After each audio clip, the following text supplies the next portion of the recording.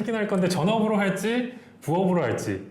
전업으로 해야 한다? 부업으로 해야 한다? 저는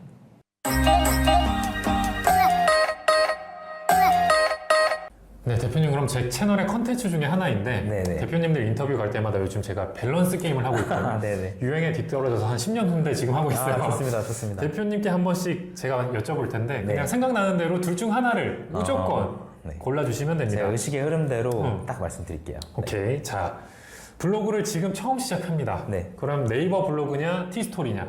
저 무조건 네이버 블로그입니다. 아, 맞습니까? 이유가 티스토리 같은 경우는 수익성이 나올 수는 있겠지만 제가 블로그를 오래 해오기도 했고 블로그로 잘 된 분들이 훨씬 더 많아요.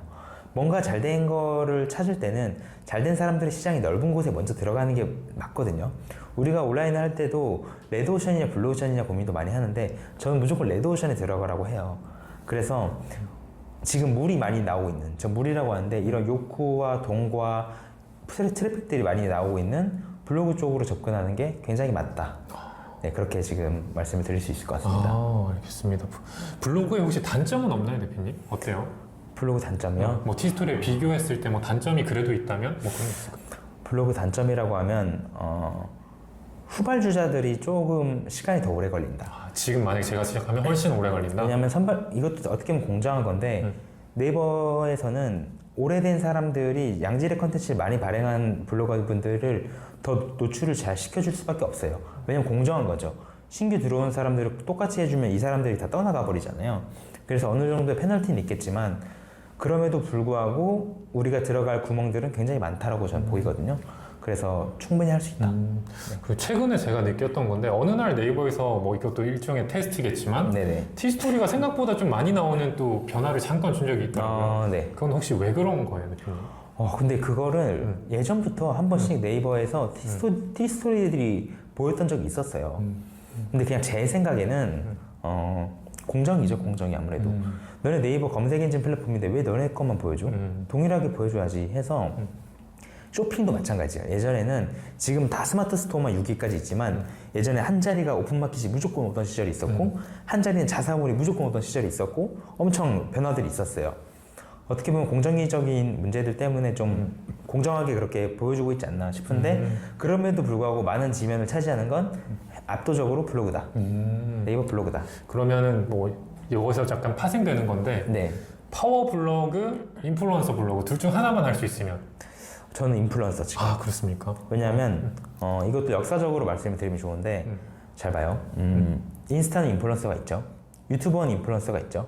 네이버는 인플루언서가 없었어요. 근데 네이버가 우리나라의 1등 검색 엔진인데 야 우리가 왜 인플루언서가 없냐 빨리 만들어라 라고 해서 뒤늦게 만든 게 네이버 인플루언서 탭이에요. 근데 이 흐름을 알면 네이버에서 인플루언서를 놓을 수가 없는 거죠. 앞으로는 인스타나 유튜브한테 채널적으로 뺏기면 안 되니까. 그리고 점점 이 세상은 인플루언서의 세상이 되고 있어요. 나의 퍼스널 브랜딩 시대가 되고 있고 그랬을 때는 파워블로거가 된다기보다는 네이버에서 인플루언서를 목적으로 가는 게 좋아요. 그게 확실히 낫다고 보고. 네. 너무 공감이 됩니다. 그러면 제가 또 이제 블로그도 한번 처음으로 시작해봤는데 네네. 태어나서 처음으로 셀링을 시작해요. 네네. 그러면 지금 시작해요. 제가 내일부터 시작합니다. 네네. 그러면 네이버 스마트 스토어냐 쿠팡이냐 하나만 해야 돼요. 어려운데요. 딱 하나만 지금 내일 해야 돼요. 지금 당장 한다면 저는 쿠팡을 추천드려요. 아, 진짜요? 네. 이유가 어떻게 되나요? 왜냐면 쿠팡보다 네이버가 오래됐잖아요. 결국은 광고의 차이로 먼저 말씀을 드리자면 네이버 CPC의 기준으로 말씀드릴게요. CPC라는 게 클릭당 단가예요. 한 클릭당 얼마다. 그걸 입찰을 하는 방식인데 오래되다 보니까 여러 키워드들이 그 금액들이 자연스럽게 올라갔어요. 근데 쿠팡은 이게 아직 오래되지 않다 보니까 네이버에 비해 덜 올라가 있어요.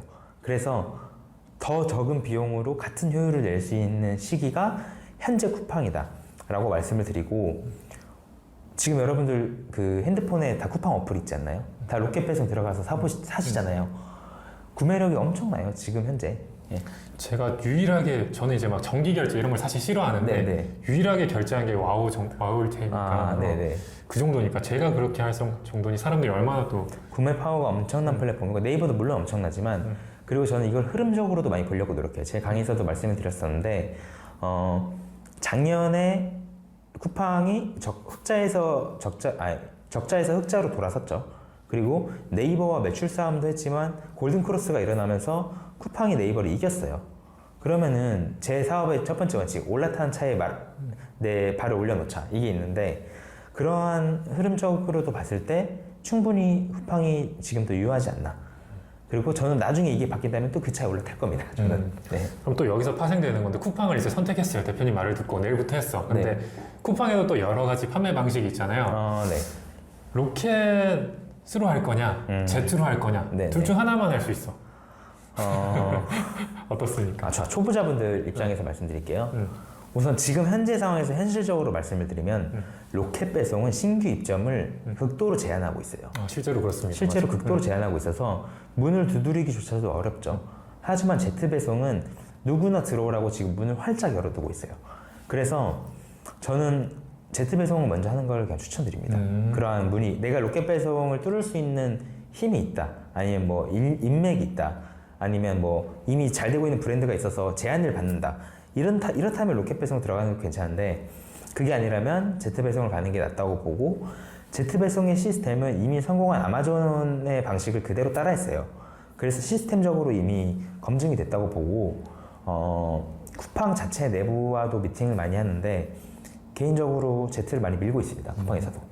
같은 사업자에 로켓이랑 제트가 원래는 같이 안 되는 걸로 알고 있거든요. 네네. 근데 저는 오래되다 보니까 같이 됐었어요. 네. 그러니까 두 팀이 서로 싸워요. 제 제품을 로켓을 넣어라, 제트를 넣어라 하다가 한쪽 팀이 지니까 한쪽 팀이 이제 계약 해지를 통보하더라고요. 그래서 저 같은 경우는 아마 그런 케이스는 사업자를 하나 더 내서 어쩔 수 없이 또 운영을 해야 되는 그런 상황도 생겼었는데, 어쨌든 지금 초보자면은 로켓보다는 접근이 쉬운 제트가 훨씬 좋다. 요즘 뭐 로켓 크로스라고 하죠. 저는 그게 훨씬 낫다고 보고, 로켓 크로스 바뀐 정책에 대한 영상도 최근에 제가 올렸었는데, 제트 배송도 로켓 배송 딱지를 받을 수가 있습니다. 그러니까 로켓으로만 가야만 로켓 배송 딱지가 생기는 게 아니에요. 그렇기 때문에 초보자분들이 이걸 많이 착각하는데, 제트로 들어가도 내가 로켓 배송처럼 운영을 할 수가 있다. 그런 장점도 있습니다. 맞습니다. 그러면은 이제 셀링을 제가 이제 내일부터 하기로 하긴 했는데, 지금 제가 직장인이에요. 그래서 이제는 전업으로 할까 하긴 할 건데 전업으로 할지 부업으로 할지, 전업으로 해야 한다, 부업으로 해야 한다. 저는 이 질문을 정말 많이 받아왔어요, 사실. 근데 저는 직장인 월급, 지금 현재 버는 월급을 내가 온라인 사업으로 3달 이상 유지를 한다. 그때 전업으로 가라. 되게 설득력 좋은 것 같아요. 3달 이상 유지를 한다. 그때 전업으로 가라. 근데 한 달 잠깐 찍고 뭐 애매하게 그냥 처음부터 간다. 이거는 심리적으로 무너져 버려요. 내가 매일 들어오는 돈이 있을 때의 나의 자신감과 내가 들어오는 돈이 끊겼을 때의 나의 자신감은 정말 다르거든요. 절실함은 높아질 수 있겠지만 저는 안정적인 걸 추구하기 때문에 그런 스텝으로 가는 걸 추천드려요. 대표님 되게 안정주의자 성격의 사업가신 것 같은데, 갑자기 또 뜬금없긴 한데, 보통 안정적이어도 사업은 약간 내가 시도한 게 실패할 수도 있잖아요. 정말 많죠. 실패한 거 혹시 하나만 얘기해 줄 수 있나요? 실패한 거요? 실패한 거 정말 많은데 대표적인 거는 제가 다른 채널에서도 많이 말씀드렸지만, 아까 말한 최저가 블로그들, 그때 당시 블로거가 500만 원에서 700만 원 정도 했었는데 10개가 동시에 저품질 나는 현상들이 있었어요. 하루아침에 사업장의 자산과 채널이 다 날아가 버린 거죠.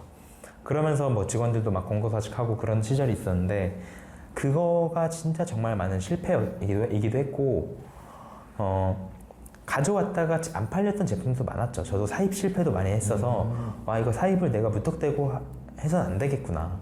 정말 확실하게 시장 파악을 하고 사입으로 넘어가야겠구나. 뭐 그런 것도 많이 느꼈었고. 그러면 블로그가 이렇게 죽은 블로그는 궁금한데 또 살릴 수도 있어요, 대표님? 살린다고는 하는데 거의 못 살린다고 봐야 돼요. 그거를 살릴 수 있었다면 아마 지금 살린 블로그를 사고 팔고 그 블로거들이 시장에서 많이 보일 텐데, 대부분 그런 블로거들을 제가 다 트래킹을 해봤을 때 그냥 그 상태로 쭉 유지시키거든요. 그 말은 즉슨 거의 살아나지 않는다. 그렇게 판단을 해야죠. 그럼 이렇게 무너졌을 때는 전혀 다른 블로그로 다시 한번 일으켜 세운 건가요? 새로 사거나 이렇게 했던 건데, 어떻게 보면 저는 이 실패를 교훈을 삼아 제가 했던 방식은 한 바구니에 계란을 담았던 거였어요. 블로그가 잘 된다고 다 블로그로만 가니까 내가 이걸 무너졌을 때 실패를 경험을 해버렸잖아요. 그래서 이거를 겪고 나서는 블로그를 더 사는 걸로 그 대안을 했던 게 아니고 내가 다른 마케팅 방법, 뭐 다른 채널, 다른 무기들을 내가 하나씩 더 키워보자. 뭐 온라인 셀러들 블로그 안 하시는 분들도 지금 잘 되는 사람 얼마나 많은데 그 사람들이 뭘 했을까? 그런 걸 하나씩 찾아보기 시작했죠. 칼을 더 다듬는 것보다 칼을 좀 더 샀군요. 네. 더 사고 구하고 만들고. 네, 저는 그렇게 했어요. 네. 오케이, 그러면 이제 지금 제 직장 월급을 3개월 유지할 때 저는 관두고 하면서 일단 부업으로 내일 스타트를 하는데 네. 자 이제 시작하려고 하니까 왠지 집에서는 왠지 잡생각이 많이 들어요. 네, 네. 뭔가 앉으면 TV 보고 싶고 이런 상태인데 셀링은 집에서도 가능하다 혹은 사무실이 꼭 있어야 한다. 저는 어렵네. 잠시만요. 넷플릭스 자꾸 땡겨. 저는 우선 집에서도 충분히 가능하다라고 봅니다. 왜냐하면 집에서 많이 했던 가능하게 만들었던 분들도 많이 직접 봐왔으니까. 근데 내가 성향적으로 집에서 뭔가를 집중하면서 했던 경험들이나 어렸을 때 그런 살았던 나의 경험들이나 뭔가를 집안에서 내가 성과를 이뤘던 그런 게 있다. 내가 집안에서 충분히 집중할 수 있다. 그렇게 살아오셨던 분들은 집에서 충분히 할 수 있다고 봐요. 근데 어렸을 때부터 집에서 공부 절대 안 돼. 뭐 집은 잠만 자는 곳이야. 이렇게 살아왔던 분들은 아마 침대 위에 있을 거예요. 네. 와, 대표님은 확실히 컨설팅이라던가 교육이라던가 책도 많이 보신다고 느껴지는 게 사람마다 성향에 따라 다르다는 걸 정확하게 캐치해 주신 것 같고. 네. 오케이, 그럼 저는 제 성향에 따라서 전 집에서도 한 적이 있으니까 일단 집에서 네. 하기로 했습니다. 근데 이제 혼자 할 건데 집에서 해보니까 안 된 거예요. 네네. 하고 했는데 안 돼. 안 되겠다. 사무실이 있어야겠다. 네. 그래서 이제 사무실을 알아보기 시작합니다. 여기도 한번 와보니까 너무 좋은 거야. 그러다가 이제 두 곳이 나눠지죠. 사무실도 뭐 소위 말하는 뭐 위워크 같은 공유 오피스가 있고 이렇게 단독 오피스가 있습니다. 둘 중에 하나만 선택해야 한다면 어디로 갑니까? 집에서 지금 나온 상태잖아요. 저는 무조건 공유 오피스 가라라고 말씀을 드려요. 공유 오피스? 네. 왜냐하면 제가 안정주의 성향이기도 하지만 공유 오피스는 그 안에 뭐 전기세, 뭐 난방비 그리고 뭐 그다음 돈 들어갈 게 없어요. 지금 저 같은 사무실을 잡으면 뭐 물 먹으려면 정수기 사야 되죠. 그다음 인터넷 새로 계약하면 인터넷 비용만 또 한 달에 2, 3만 원 나오죠. 그다음 관리비, 전기세 나오죠. 물론 장점은 프라이빗하게 사람들과 만날 수 있다는 장점이 있고 직원분들이 왔을 때나 내가 혼자 나만의 공간이라는 장점이 있죠. 근데 이거는 우리 잠시 넣어두고 진짜 잘 됐을 때 얼마든지 할 수가 있고 초반에 고정비를 줄일 수 있는 방향으로 선택하되 그 안에서 모든 혜택을 누릴 수 있는 게 공유 오피스라고 보거든요. 저도 공유 오피스를 써봤고 제가 지금 이 사무실이 8번째 사무실이에요. 아, 진짜요? 네. 저는 진짜 모든 사무실 다 써봤거든요. 그렇기 때문에 제 경험으로 비추어 봤을 때 확실하게 그렇게 가라고 말씀을 드릴 수 있을 것 같아요. 저도 사실 둘 다 써보니까 애매한 게 막 여기 구하면 인터넷 3년 계약이잖아요, 기본. 맞아요. 근데 임대는 1년이잖아요. 이게 아, 참 그런 것도 그렇고 참 여러모로 공유 오피스가 생각보다 좋다는 생각도 저도 많이 들고 있고 네. 다른 회사 직원들이 막 일하는 거 보면 괜히 좀 더 할 때도 있는 것 같기도 하고 얘기하신 대로 저도 만약에 이제 막 시작한다면 공유해서 시작하지 않을까? 혼자 또 쓸쓸하기도 하고. 그게 훨씬 낫습니다. 네. 그럼 이제 오케이 위워크에 제가 계약을 했어요. 아, 1인실 계약을 해서 이제 네. 스타트했습니다. 네. 대표님대로 스타트했는데 딱 공유 오피스 가면 책상이랑 다 세팅되어 있어요. 딱 네. 앉았어요. 시작해야지 했는데 네이버 스마트 스토어 가입하고 막막해요. 이렇게 하면 뭘 해야 되지? 라는 생각이 들어가지고 2단계에서 내가 독학을 해야 할까요? 교육을 들어야 할까요? 저는 이게 정말 어려운 건데 저는 교육을 듣는 걸 추천드려요. 솔직하게 말씀드리면. 왜냐하면 이미 내가 돌아갈 수 있는 길들을 올바르게 말해주는 사람들이 있잖아요. 온라인에. 그런 분들 한두 분을 멘토로 삼고 쭉 가는 게 훨씬 더 빨리 갈 수 있다. 물론 요즘 유튜브 보고 배우는 사람들도 정말 많다고 보지만 저도 유튜브를 하지만 솔직하게 말씀드리면 유튜버들은 유튜브에서 어떻게 보면 조회수로 먹고 살잖아요. 조회수가 정말 잘 나오기 위해서 노력하시는 분들이 많은데 그러다 보면 내가 알고 있는 걸 다 말하지 못하고 상대방이 알고 싶은 것만 내가 얘기를 해야 될 때가 굉장히 많아요. 그러다 보면 자잘한 정보들이나 정말 진짜 좋은 정보들이 유튜버 분들이 전달하고 싶지만 전달을 못하는 경우도 굉장히 많거든요. 근데 지금 나 혼자 독학을 하면 그게 전부라고 생각해서 굉장히 성장이 느릴 수가 있어요. 그래서 저는 멘토를 한두 명 정도는 꼭 주변에 놓고 가시라, 두고 가시라 이렇게 말씀을 드립니다. 네. 저도 다들 공통점이긴 한데 초반에는 저도 교육 싹 돌았던 것 같아요. 그러면서 뭔가 하나라도 배우자. 네네. 가서 하나라도 배우면 뭐 그날 괜찮다. 그렇게 해서 저도 시간을 많이 줄였던 것 같고, 오케이, 그럼 이제 교육도 이제 알아보면서 네네. 등록도 하고, 아, 대표님 클래스 유 한다니까 한번 보기도 하고, 네. 이렇게 했는데, 이제, 교육도 한번 들었어. 아, 스타트 해야지. 이제 진짜 시작입니다. 네네. 스마트 스토어 이제 상품을 팔 준비를 했는데, 이제 처음 하는 제품을 소싱을 하느냐, 아니면 소싱해서 사입을 하느냐, 아니면 위탁을 하느냐. 대표님은 어떤 걸로 갑니까? 저는 뭐 아마 일부에서 나왔겠지만 저는 무조건 위탁. 네. 자, 사입은 고수들도 실수를 많이 하는 영역이에요. 근데 우리가 데이터가 있나요? 아니면 이 시장에서 내가 팔아본 경험이 있나요? 많은 분들이 실수하는 게, 특히 초보자분들, 이 제품이 내가 봐도 너무 좋아. 너무 좋으면 이 시장에서 알아줄 거라 생각하지만, 초보자분들은 내가 팔고 싶어 하는 걸 팔고, 고수들은 시장이 팔라고 하는 걸 팔아요. 일단 이 실수를 정말 많이 해요.